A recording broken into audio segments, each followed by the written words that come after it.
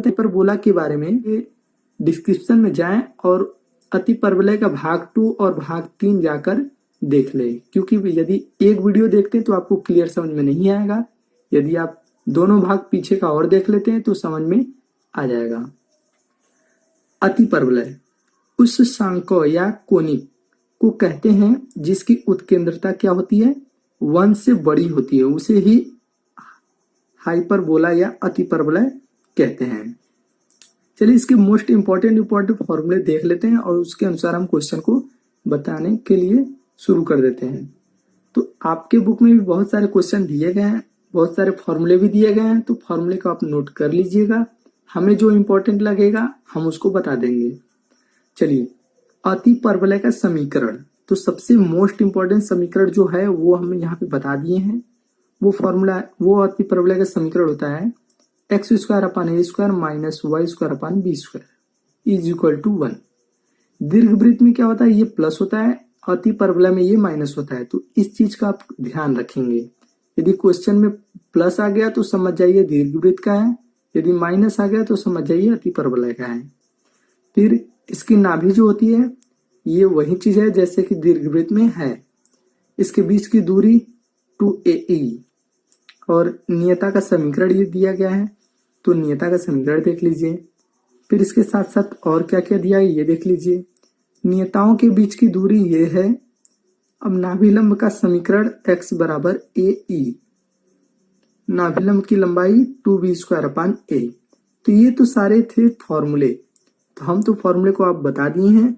बताने के बाद इसी फॉर्मूले के आधार पर क्वेश्चन को शुरू करते हैं। तो चलो शुरू करते हैं क्वेश्चन नंबर 1। क्वेश्चन नंबर 1, अतिपरवलय 4x² minus 9y² equal to 36 को मानक रूप में लिखिए। हमें मानक रूप में लिखना है तो इसके लिए क्या करना पड़ेगा, हमें अतिपरवलय का फॉर्मूला बनाना पड़ेगा। तो इस समीकरण को अतिपरवलय के रूप में बनाना पड़ेगा, तो चलिए हम बना लेते हैं। तो पहले दिया गया है 4x² माइनस 9y² बराबर 36। तो हमें पता है अतिपरवलय में माइनस होता है, तो यहाँ पे माइनस ऑलरेडी दिया गया है और इज इक्वल टू 1 होना चाहिए, तो हम 1 बनाएंगे। तो बनाने के लिए लिखेंगे 36 से दोनों पक्षों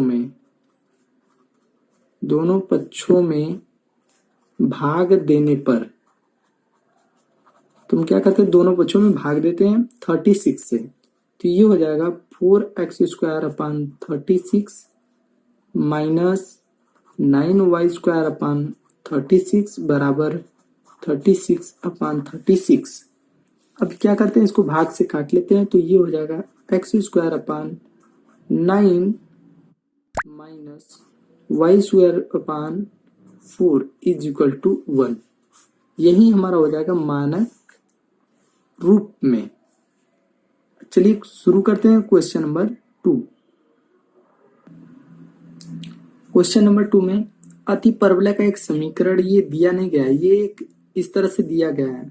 इसको पहले समीकरण बदलना पड़ेगा, बदलने के बाद हमें उत्केंद्रता निकालना पड़ेगा। उत्केंद्रता मतलब ई का वैल्यू क्या होगा ये बताना है। तो सबसे पहले इसे क्या करेंगे, समीकरण के रूप में व्यक्त करेंगे। तो चलिए, ये तो ऑलरेडी समीकरण है, मानक रूप में चेंज करेंगे।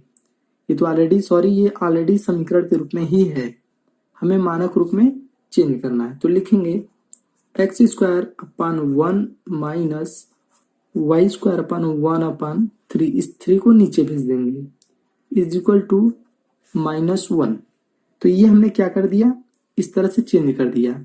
अब इसका जो मानक रूप होता है वो देखते हैं, a² minus y² upon b² बराबर 1। इससे क्या करेंगे, तुलना करेंगे। तो चलिए तुलना कर लेते हैं। तो a² का मान मिल गया 1 और b² का मान क्या मिल गया 1 अपान 3। फिर फॉर्मूला हमें उत्केंद्रता निकालने के लिए क्या मिलेगा, तो उत्केंद्रता निकालने से पहले ये देखते हैं कि क्या ई बड़ा है या छोटा है। तो ये बड़ा या छोटा से क्या मतलब है, सीधे हम फॉर्मूला लगा लेते हैं, क्योंकि उत्केंद्रता निकालना है कोई भी लगा सकते हैं।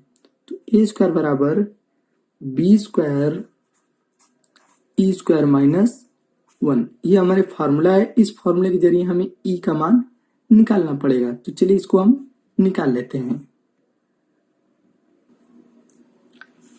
ए का मान है 1, 1 का स्क्वायर 1, बी का मान है, बी स्क्वायर का मान हमने निकाला हुआ है 3, तो लिखेंगे 1/3, तो लिखेंगे 1/3 ए स्क्वायर माइनस 1, ये हो गया। अब 3 को मल्टीप्लाई करेंगे तो 3 बराबर ए स्क्वायर माइनस 1, या ए स्क्वायर बराबर 4, या बराबर लिख सकते हैं ई इक्वल टू 2।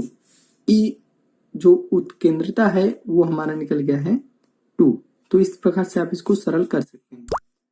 तो चलिए शुरू करते हैं क्वेश्चन नंबर 3। क्वेश्चन नंबर 3, अति परवलय का समीकरण हमें बताना है। अनुप्रस्थ अक्ष दिया है 3 और 4 अलग अलग दिया है। तो जो हमारा अनुप्रस्थ अक्ष होता है वो हमारा 2a बराबर पहला है 3 और 2b बराबर दूसरा है 4। ये अनुप्रस्थ अक्ष बराबर होता है, तो हमने ये मान लिया। फिर a की वैल्यू निकालेंगे तो 3/2, यहाँ पे b की वैल्यू निकालेंगे तो 2, हमें a b का मान मिल गया। तो हमें निकालना है समीकरण। तो समीकरण के लिए क्या फॉर्मूला होता है, तो समीकरण का हम फॉर्मूला बना देते हैं।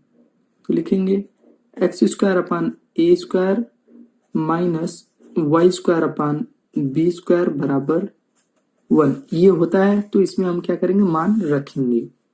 तो x² बट्टे a का मान है, a का मान 3/2, उसका स्क्वायर करेंगे तो 9/4 माइनस y² बराबर 1, या ये हो जाएगा 4x² बट्टे 9 minus y² is equal to 1, ये हो गया।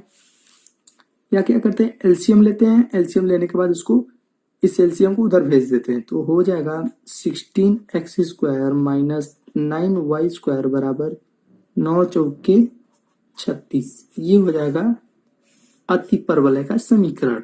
तो इस प्रकार से आप इसको हल कर सकते हैं। शुरू करते हैं क्वेश्चन नंबर 4। क्वेश्चन नंबर 4, अति परवलय का समीकरण हमें ज्ञात करना है, जिसका नाभिलंब जीवा 8 दिया गया है और उत्केंद्रता 3/√5। तो ये हमें दिया गया है। तो पहले नाभिलंब जो दिया गया है 8, उसको लिख लेते हैं। तो हमारा नाभिलंब जीवा क्या होता है, नाभिलंब जीवा होता है 2b² और इसी का मान दिया है 8। ये कहाँ से आया, तो ये आप अपने क्वेश्चन, अपने बुक से फॉर्मूले को देख लीजिए। ये हो गया। तो हम इसको क्या करते हैं, 2 से काट देते हैं, a को डिवाइड कर देते हैं, तो मिल जाएगा b²/4a, ये मिल गया। फिर एक सूत्र और अप्लाई करेंगे, सूत्र लगाएंगे b² बराबर a² 1 माइनस e² माइनस 1, ये लगा दिए। फिर b² का मान क्या है 4a बराबर a², e उत्केंद्रता का मान है 3/√5, तो उसका मान लिखेंगे तो स्क्वायर करेंगे तो 9/5 माइनस 1, ये हो गया। चलिए अब इसको हल कर लेते हैं। तो ये हो जाएगा 4 बराबर 4/5a, या a बराबर 5। a का मान मिल गया, तो a का मान हम यहाँ पे रख लेते हैं। तो लिखेंगे b बराबर, ये हो जाएगा 5 चौके 20, ये हो गया 5 चौके 20, b² बराबर। तो b बराबर क्या होता है वो लिख लेते हैं। तो हमारा b बराबर हो जाएगा,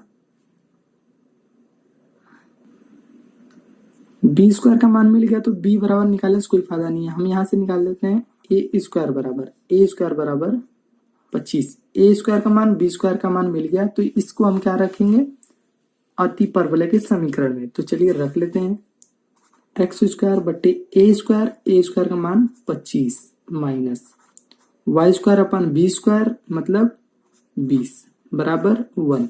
तो इसको क्या करेंगे, त्रिय गुणा करेंगे, तो 20x² माइनस 25y² बराबर, इन दोनों का गुणा कर देंगे, 20 25, ये आ जाएगा हमारा 100, इसका एलसीएम करके गुणा कर देंगे, ये हो जाएगा।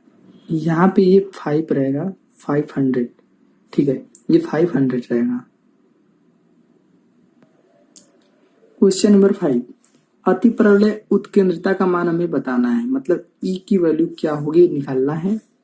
जिसका नाभिलंब उसके अनुप्रस्थ अक्ष का आधा है। तो नाभिलंब क्या होता है? नाभिलंब होता है 2b² a। ये नाभिलंब उसका अनुप्रस्थ अक्ष ये क्या होता है? ये होता है 2a। अब इसका आधा है मतलब 1/2 है। ये दिया गया है तो क्या होगा? 2 से 2 कैंसिल हो जाएगा, a उधर चला जाएगा तो हमें क्या मिल जाएगा? 2b² a से ये मल्टीप्लाई होगा a², ये हमें मिल गया। अब फॉर्मूला लिखेंगे, सूत्र b² बराबर होता है a² e² - 1। ये फॉर्मूला है हमारा। इस फॉर्मूले के जरिए हम क्या करेंगे? मान रख लेते हैं। तो ये तो हमने फॉर्मूला लिख लिया। फिर लिखेंगे b² बराबर 2a², फिर e² - 1 बराबर a²। इसमें हम क्या करेंगे? ये चीज आपका ये मान इसमें फिट करेंगे और ये हमारा मिल गया। फिर e² बराबर 1/2 + 1। ये इस चीज को हम हल कर दिए डायरेक्ट, थोड़ा डायरेक्ट कर रहे हैं। फिर e² बराबर 3/2 या लिखेंगे e बराबर √3/2। ये उत्केंद्र